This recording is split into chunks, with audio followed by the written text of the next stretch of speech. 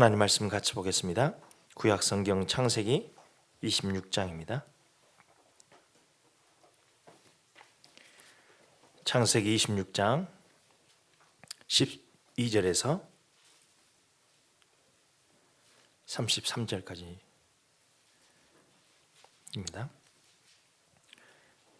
창세기 26장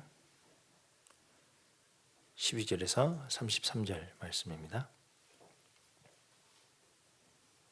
같이 봉독하겠습니다. 이삭이 그 땅에서 농사하여 그 해에 100배나 얻었고 여호와께서 복을 주심으로 그 사람이 창대하고 왕성하여 마침내 거부가 되어 양과 소가 떼를 이루고 종이 심이 많으므로 블레셋 사람이 그를 시기하여 그 아버지 아브람 때에 그 아버지의 종들이 판 모든 우물을 막고 흙으로 메웠더라. 아비멜렉이 이삭에게 이르되 네가 우리보다 크게 강성한즉 우리를 떠나라. 이삭이 그곳을 떠나 그랄 골짜기에 장막을 치고 거기에 거류하며 그 아버지 아브람 때에 팠던 우물들을 다시 팠으니 이는 아브람이 죽은 후에 블레셋 사람이 그 우물들을 메웠음이라.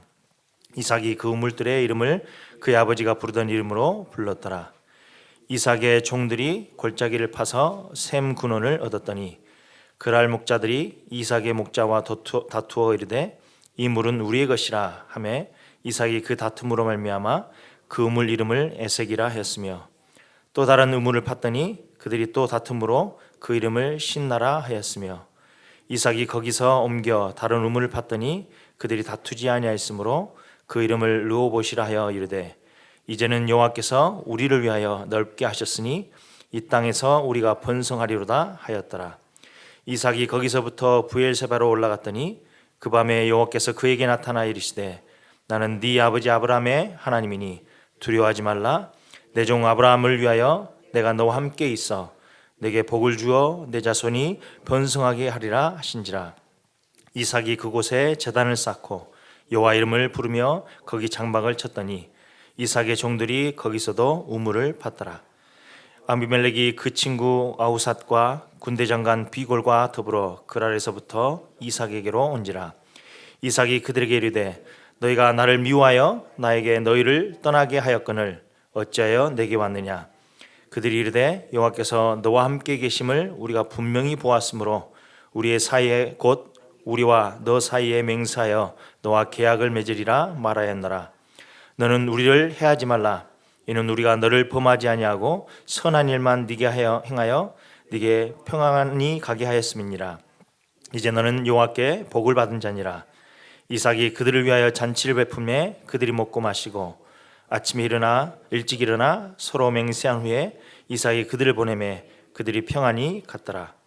그날에 이삭의 종들이 자기들이 판 우물을 대하여 이삭에게 와서 알리어 이르되 우리가 물을 얻었나이다 하매 그가 그 이름을 세바라 한지라. 그러므로 그 성읍 이름이 오늘까지 브엘세바더라. 아멘. 저번 주에 할로윈이 있었죠. 뉴스에 보니까 트릭-어-트리 할 때 이렇게 아이들이 받는 캔디나 초콜릿들이 있죠. 그 안에 초콜릿 안에 바늘이 있는 것들이 많이 발견됐어요. 그래서 보도가 되고 이제 그거를 조사해야 된다. 이런 뉴스들을 있더라고요. 세상이 점점 더 악해져 가는 것 같아요. 심지어 그 안에 펜타닐을 넣는다는 이야기들도 있고요. 또 전에 셀라 중에 누가 이야기를 해줘서 알게 됐는데 바닥에 떨어져 있는 달러빌이나 이런 지폐들은 주우면 안 된다라고 이야기를 하더라고요. 왜냐하면 그곳에 펜타닐을 묻혀놓은대요. 그럼 이제 중독이 돼서 커스터머가 되는 거지요. 어제 봤더니 우리 동네하고 가깝죠. 포문화에 이제 자동차 와이퍼에 달러비를 이렇게 꽂아놨더라고요. 그래서 그거를 만지면 바로 또 이제 그렇게 되는 거죠. 그래서 조심해야 된다라는 이야기들이 있어요. 점점 세상은 물질 중심이지요. 돈만 받으면 돼요. 돈만 얻어내면 되고 왜 아이들이 먹는 초콜릿에 바늘을 넣는지는 모르겠어요. 점점 세상은 악해져 가는 것 같고, 심지어 그전에는 이런 건 없었던 것 같아요. 윤리상, 도덕상. 근데 점점 이렇게 가져가는 것들 보면서 세상은 우리가 기대할 대상이 아니고 살려내야 되고 치유해야 될 대상이겠죠. 구원받은 이후로 신앙생활하면서 가장 중요한 것은 성령의 인도하심을 받는 거예요. 이 세상에 살면서 많은 일들이 있죠. 갈등도 있고 사건들도 터지고, 그렇기 때문에 이제 구원받은 우리가 정말 초점 맞춰서 살아가야 되는 중요한 것은 성령의 인도하심을 받는 거예요. 하루하루의 일상 가운데 어떻게 하나님의 백성으로서 살고 또 직면하는 현실들을 어떻게 반응하고 어떻게 대처해야 되는지가 중요하지요. 구원받고도 헤매는 크리스천들 이유가 뭐냐면 성령 인도를 받지 않고 다른 인도를 받는 거예요. 그래서 성령 인도 받는 게 정말 중요해요. 오늘 본문은 이삭은 이 땅을 살면서 이 땅에 객으로 살았다고 묘사가 되어 있어요. 장막을 치지요. 장막은 뭐냐면 유목민 비슷하게 옮겨 다닌다고 하는 거예요. 이 세상에 머물러서 세틀다운 하는 게 아니고 객으로, 이방인으로, 또 순례자로 이 세상 사랑하는 사람으로 이렇게 묘사가 되어 있어요. 이 땅에 살지만 이 땅에 속하지 않는 객, 이방인, 또 순례자로 산다는 것 명심해야 될 것 같아요. 이 세상에서 우리가 세틀다운하고 여기서 안정돼서 뭔가를 이루어내는 게 아니고 우리가 여기 사는 이 세상은 우리가 객으로 사는 거예요. 여기서 살고 우리가 본향이 있지요. 우리 진짜 집, 그걸 소망하고 살아가는 게 크리스천의 삶이겠죠. 이 땅에 순례자로 살기 때문에 순례자의 길을 걷는 우리가 가져야 될 비밀들이 있어요. 첫 번째는 영적 전쟁터에 있다라는 거, 이걸 인지하고 있는 게 너무 중요한 비밀 중에 하나예요. 어떤 영적 전쟁이 있습니까? 하루하루를 살아가는데 우리 일상에서 어떤 영적 전쟁을 해야 되고 영적 싸움을 해야 됩니까? 죄성과의 싸움이에요. 금요일에도 말씀을 드렸는데요. 우리의 죄성은 주님 오시는 그날까지 있어요. 구원 받았지만 하나님의 자녀가 됐지만 우리에게 여전히 남아있는 게 죄성이에요. 죄라는 것은 단순히 나쁜 일을 한다, 나쁜 생각을 한다, 이걸 넘어서서 하나님의 뜻과 반대되고 하나님의 뜻에 맞지 않는 생각과 맞지 않는 행동과 맞지 않는 감정을 가지고 살아가는 게 죄예요. 그 죄성이지요.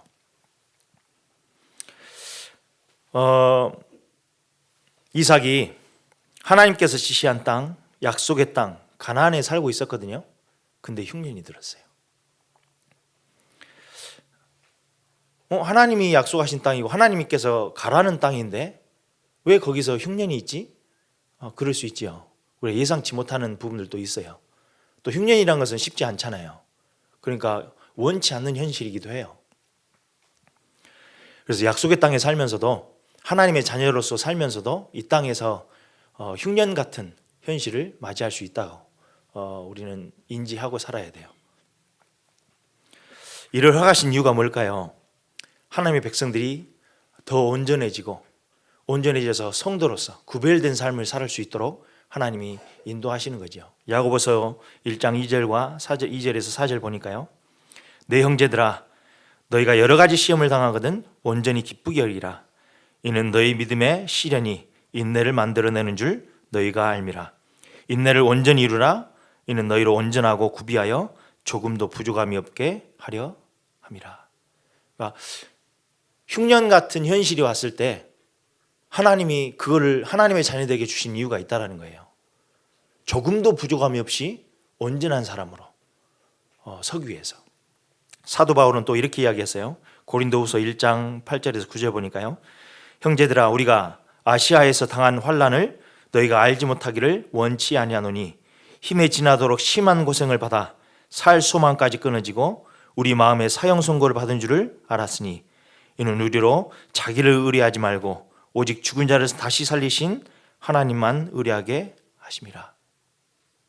사도 바울이 정말 마음에는 사형 선고를 이미 받은 거예요.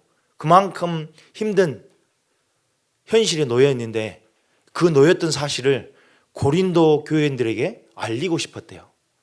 왜요? 하나님이 주신 이유가 있었기 때문에. 너희들도 이런 현실에 직면하면 분명히 알아야 될 사실이 있어. 그게 뭐냐면 우리로 자기를 의뢰하지 말고 오직 죽은 자를 다시 살리신 하나님만 의뢰하게 하심이라. 하나님 주신 뜻이 있죠. 근데 이삭은 이 하나님의 뜻, 하나님의 계획하고는 정반대의 결정을 해요. 자기 아버지와 똑같죠. 아브라함이 지시한 땅, 약속의 땅에 왔을 때 흉년이 있었어요.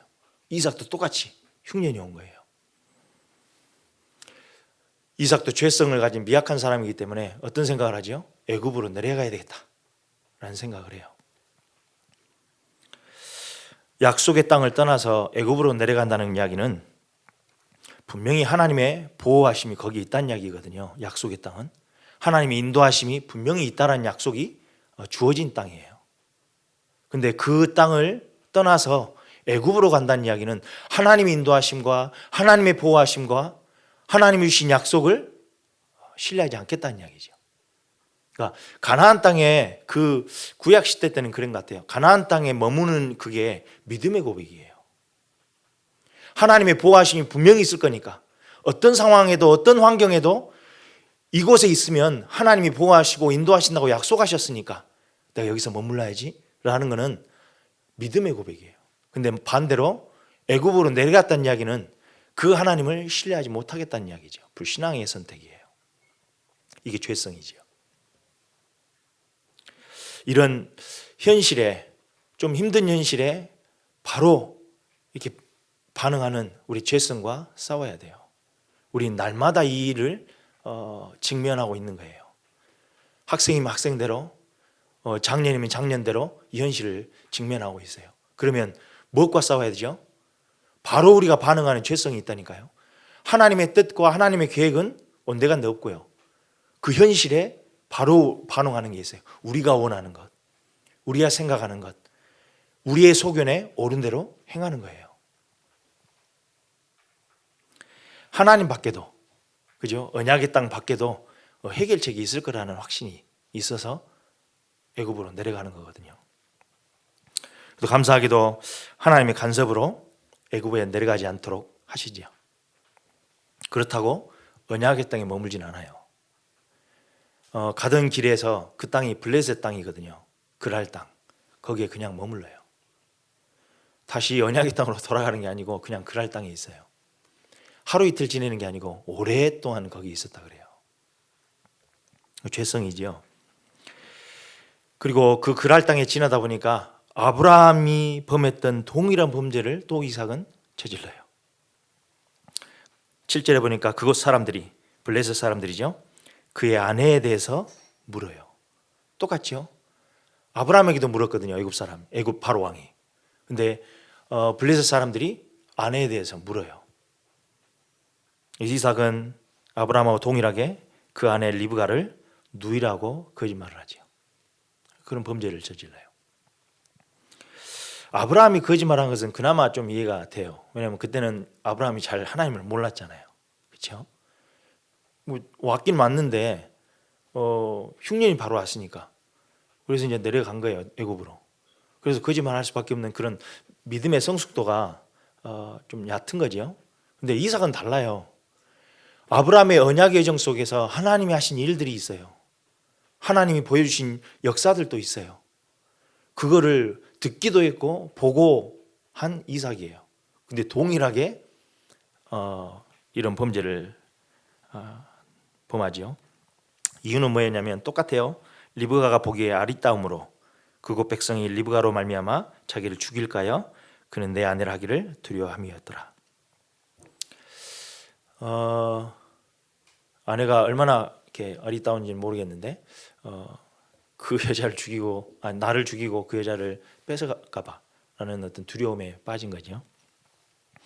근데 아브라함이 이삭의 결혼을 서둘렀거든요. 자기의 종을 보내가지고 arrange를 하죠. 결혼을요. 이유는 뭐였냐면 씨에 대한 약속 때문이었어요. 내 씨로 말미암아 천하 만민이 복을 얻을 것이야. 네 씨는 분명히 있어야 돼요. 나는 아들을 낳아야 되고, 그래서 그만큼 막 이스마엘인가 뭐 이렇게 생각도 해보고요. 이삭을 하나님 주셔서 너무 감사했죠. 왜냐하면 그 씨에 대한 약속 때문에. 그래서 이삭은 분명히 결혼을 해야 되고, 그 결혼을 통해서 하나님이 자녀를 주셔야 돼요. 그래서 그거를 급히 이렇게 서둘렀던 거예요. 그 씨에 대한 약속 때문에 결혼한 이삭이거든요. 그러면 지금 아리따운 아내를 뺏긴다는 그때는 자녀가 없었던 걸로 생각이 돼요. 있었으면 당연히 알지요, 아내인 거를.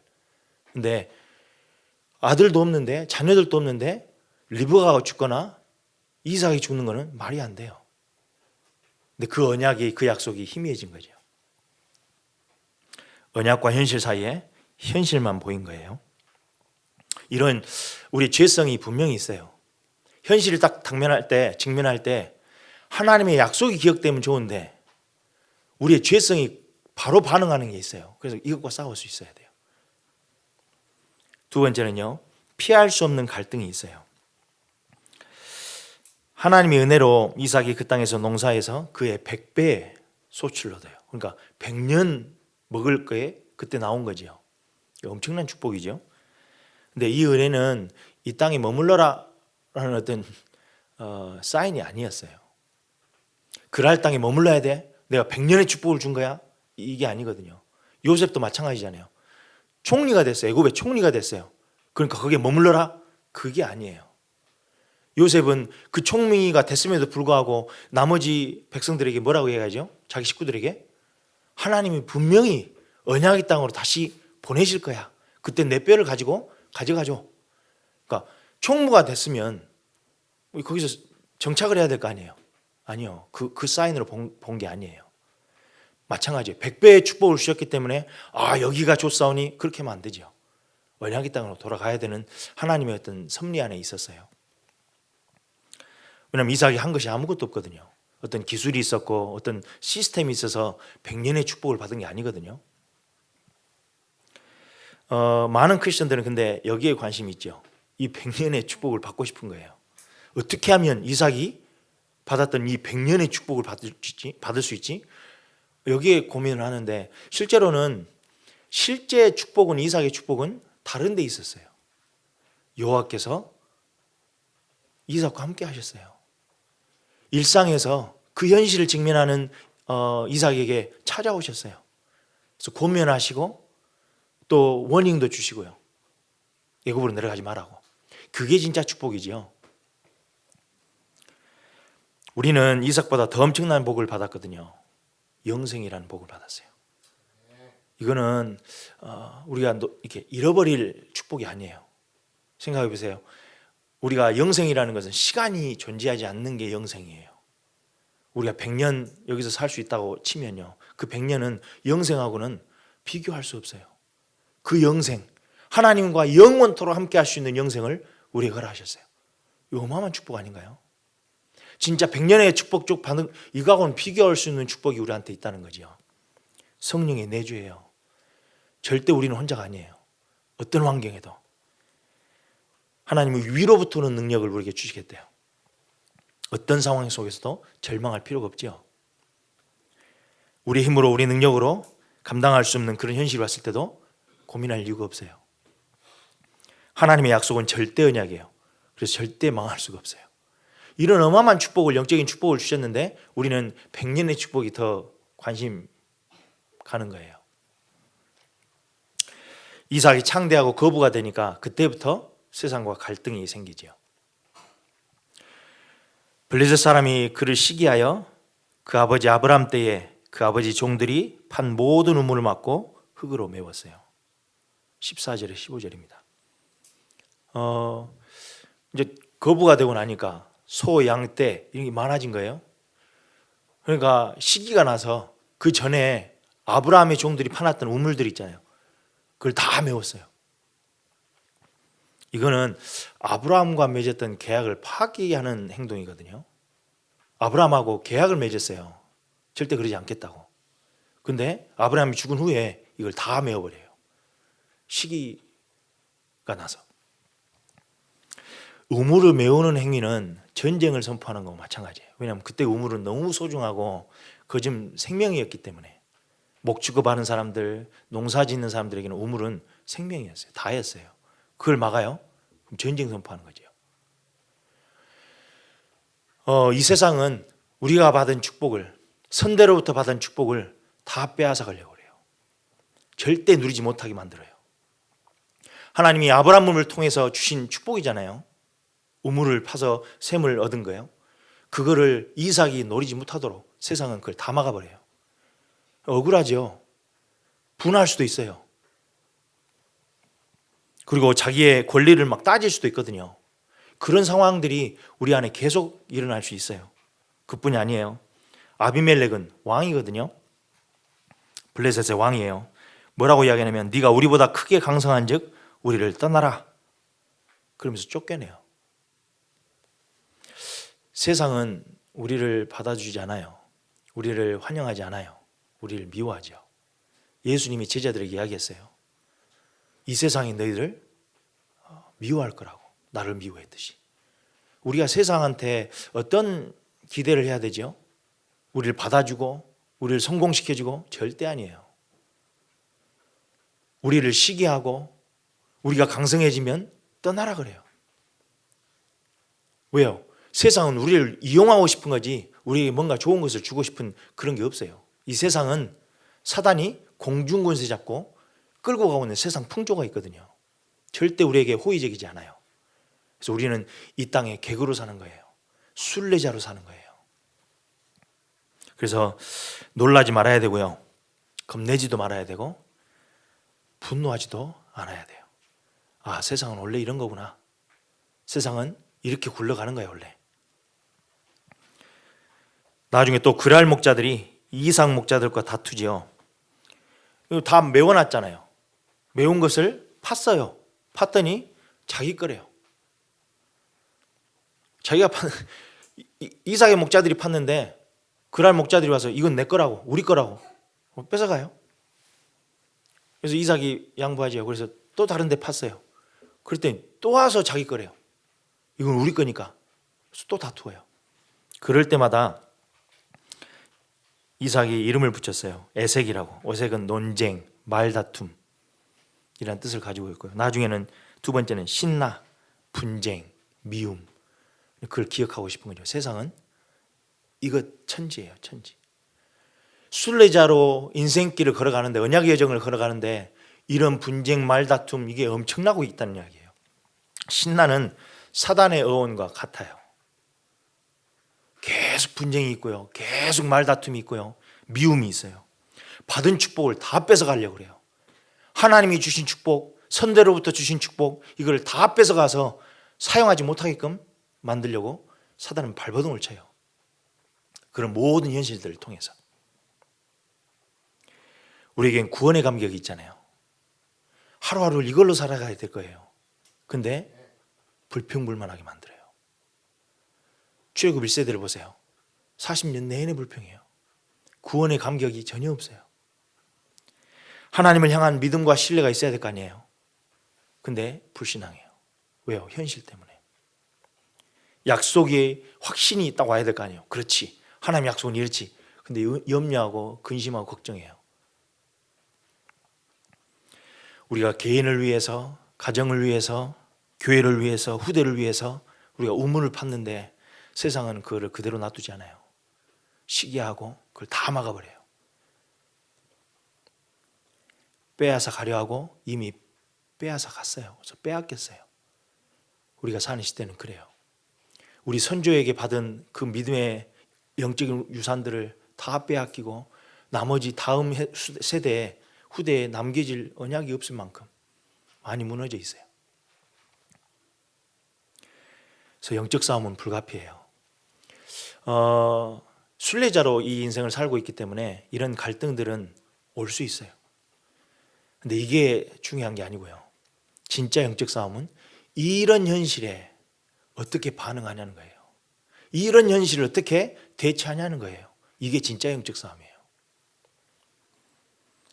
사단은 이런 갈등들을 해결하기 위해서 진흙탕 싸움을 싸우도록 만들어요. 너 죽고 나 살자, 아니면 너 죽고 나 죽자, 뭐 이런 진흙탕 싸움이에요. 사단은 뭐예요? 이간자예요. 분쟁하는 자예요. 사단이 와서 하는 일이 뭐예요? 파괴하고 빼앗고 죽이는 거예요. 사단은 이 세상에 이런 문화를 만들어 놓고 진흙탕 싸움하게 만들어요. 우리는 이렇게 반응하면 안 돼요. 이렇게 대처해서는 안 돼요. 여기서 뭔가를 얻으려고 하니까 여기서 빼앗기면 안 되죠. 그잖아요. 그랄 목자들처럼 다른 사람이 잘 되면 절대 안 돼요. 빼앗아야 돼요. 그게 세상이에요. 근데 우리는 그렇게 영적 싸움을 하면 안 돼요. 이삭은 이 영적 싸움을 할 수가 있었어요. 싸우지 않고 이기는 비밀이 있었어요. 그래서 순례자로서는 이 비밀이 있어야 돼요. 싸우지 않고 이기는 비밀. 이삭의 반응은 좀 신기하고도 대단한 것 같아요. 자기의 권리를 주장하거나 또 싸우지 않았어요. 왜 우리 아버지 건데, 아버지한테 내가 물려받은 건데 왜 너희들이 이럴 수 있어? 이렇게 주장을 이렇게 할 수 있어요. 근데 절대로 그렇지 않았어요. 내가 판 거야 이거, 너희들 거 아니잖아. 막 그거 따지고 진흙탕 싸움을 하지 않았어요. 사도 바울도 비슷하거든요. 로마 시민권이 분명히 있었거든요. 근데 로마 시민권을 내지 않아요. 권리가 있었어요. 권리를 주장하지 않았어요. 뭐 때문에요? 자신의 이익 때문에 절대 하지 않았어요. 뭐 때문에 그거를 숨겼죠? 하나님 나라를 위해서, 생명운동을 위해서.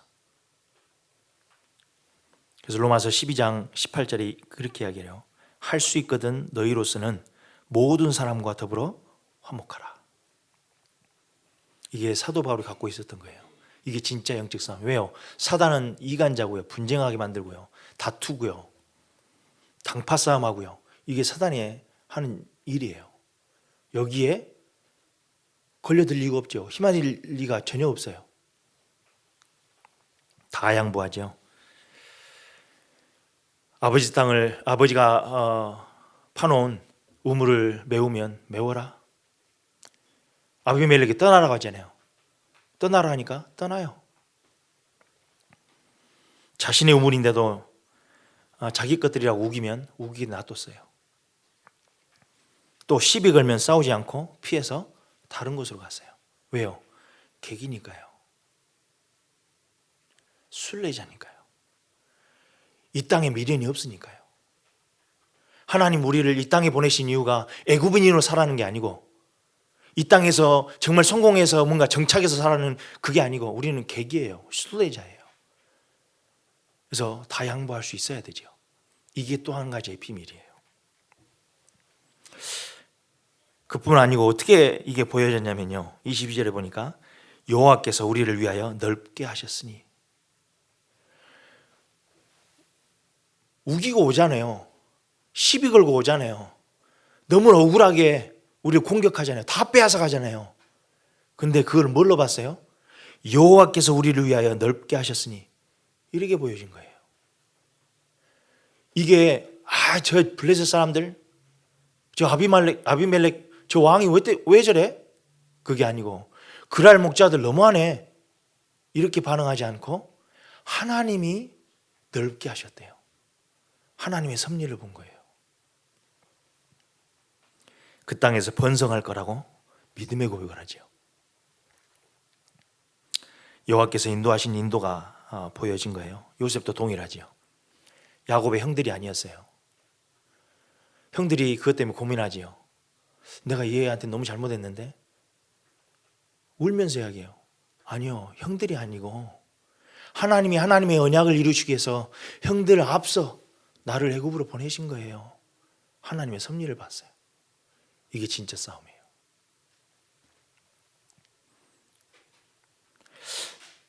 어떻게 이삭은 이런 영적인 비밀이 있었을까요? 다 양보할 수 있는 이런 대처를 하고 이런 반응을 할 수 있죠. 어렸을 때부터 각인된 하나님의 언약이 있었어요. 이삭은 태어나자부터 부모님으로부터 들은 이야기가 있어요. 하나님이 우리에게 씨에 대한 약속을 주셔서 내 씨로 말미암아 천하 만민을 구원을 얻게 되고 축복을 얻게 되는 그 축복을 주셔서 그 언약을 주셔서. 근데 우리가 불신앙하다가 이스마엘을 낳네. 하나님 이스마엘 아니래. 우리 씨로 말미암아 난대. 그게 너야. 이제 언약이죠. 약속이 그때부터 계속 각인됐어요. 너는 그냥 태어난 게 아니야.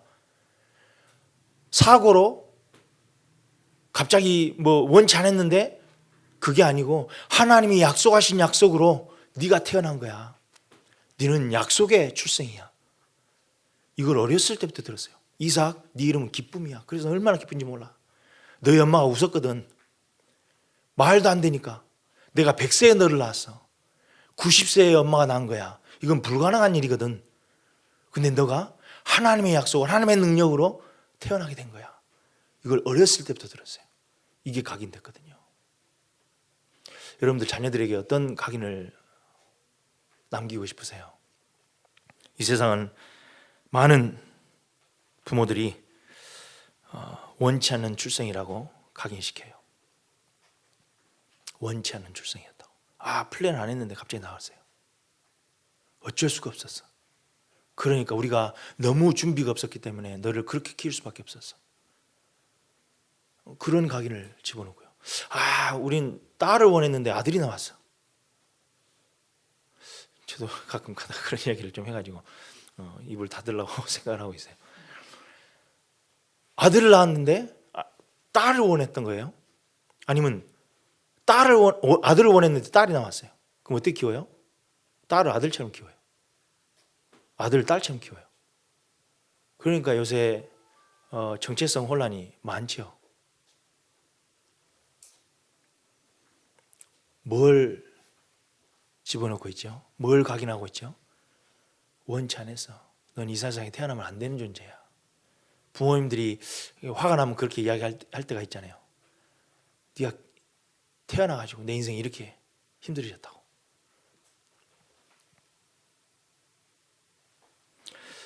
또 어떤 부모들은 내가 못다 이룬 꿈을 이루어줄 도구야. 정말 많거든요. 하나님의 약속, 하나님의 언약, 하나님의 계획, 이거를 각인시키는 게 아니고 내가 원하는 것, 내 형편과 내 처지 안에서, 내 현실 안에서 넌 어쩔 수 없었어. 이거를 각인시키고 있어요. 하나님 중심, 복음 중심이 아니고 나 중심이죠. 현실 중심이고요. 이게 이삭에게는 들어갔어요. 두 번째는 아시죠? 아브라함에게 이삭을 바치라고 명령하세요. 이삭은 거기에 솔직히 말하면 희생자잖아요. 그냥 따라갔는데 갑자기 자기를 죽이려고 그래요. 나이가 어느 정도 되냐면 25살 정도 됐어요. 애가 아니에요. 대항할 수 있고 미친 사람 아니야? 이렇게 하고 이렇게 대들 수도 있고 아버지 칼을 빼서 할 수도 있어요. 나이가. 아브라함 몇 살이에요? 한 125세 된 것 같아요. 늙었어요. 아무 힘이 없는 아버지예요. 대항할 수도 있는데 순종했어요. 왜요? 각인된 게 있잖아요. 또 이 경험은 자기 대신 순양이 죽었어요. 이건 하나님의 은혜구나. 그리고 아브라함이 히브리서 기자의 인용을 따르자면요, 부활의 신앙이 있었어요. 이 이삭을 죽여도 각을 떠서 하나님 앞에 드려도 이삭을 다시금 살리실 거라는 부활의 신앙이 있었어요. 이걸 전달했을 거 아니에요. 이삭에게. 상황이 이렇게 힘들었고 나는 어떻게 해야 될지 몰랐지만 하나님이 분명히 언약을 지키실 그 하나님이기 때문에 너를 부활시킬 수도 있어서 그 언약을 전달했을 거 아니에요. 이런 이삭이었기 때문에. 물론 그렇다고 해서 시험과 역경이 없었던 이삭 인생이 아니었어요. 동일하게 범죄도 하고 실수도 했어요. 근데 이런 각인들이 있고 절대 이건 잊지 못할 각인이죠. 그 각인이 어렸을 때부터 들어갔고요. 그렇기 때문에 나중에는 세상과 사단이 무릎을 꿇게 돼요. 그 26절에서 31절 말씀이에요. 아비멜렉이 그 친구 아우삿과 군대 장관 비골과 더불어 이삭에게 찾아와요. 뭐 하자고요? 평화 조약을. 전에는 그들이 갑이었어요. 갑. 떠나야 돼요. 근데 지금은 의리돼서 왔어요. 평화 조약. 그러면서 뭐라고 하냐면 너는 우리를 해하지 말라. 우리를 해하지 말래요. 너희들이 얼마만큼 강성한지 얼마나 힘 있는지 나는 알기 때문에 해하지 말라. 그러면서 뭐라고 하냐면 이는 우리가 너를 범하지 아니하고 선한 일만 네게 행하여 네가 평안히 가게 하였음이니라. 비겁한 변명이죠. 평안히 보낸 게 아니죠. 쫓아났잖아요.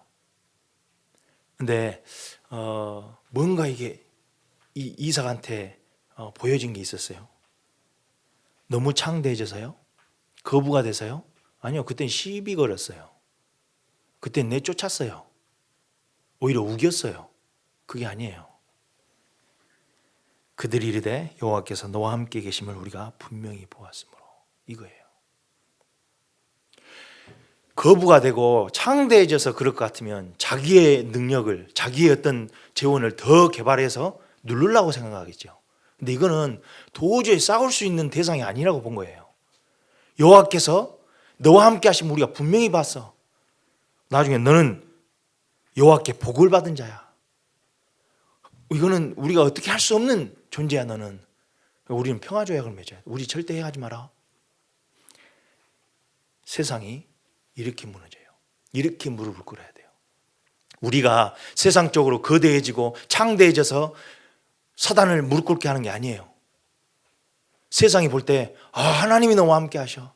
너는 하나님께 복을 받은 자구나. 건들 수가 없어요. 일이 돼야 돼요. 가나안 땅 정복도 이렇게 시작했어요. 기생 라합이 이렇게 고백하죠. 여호와께서 이 땅을 너에게 주신 줄을 내가 아노라. 우리가 너희를 심히 두려워하고 이 땅 주민들이 다 너희 앞에서 간담이 녹나니. 하나님의 역사하심을 받기 때문에 녹았어요. 그들이 갖고 있는 전략 때문에, 그들이 갖고 있는 기술 때문에, 능력 때문에 아니에요. 순례자로 살면서 가져야 될 비밀이에요. 그러고 나서 이삭이 그랄에서 브엘세바로 올라가지요.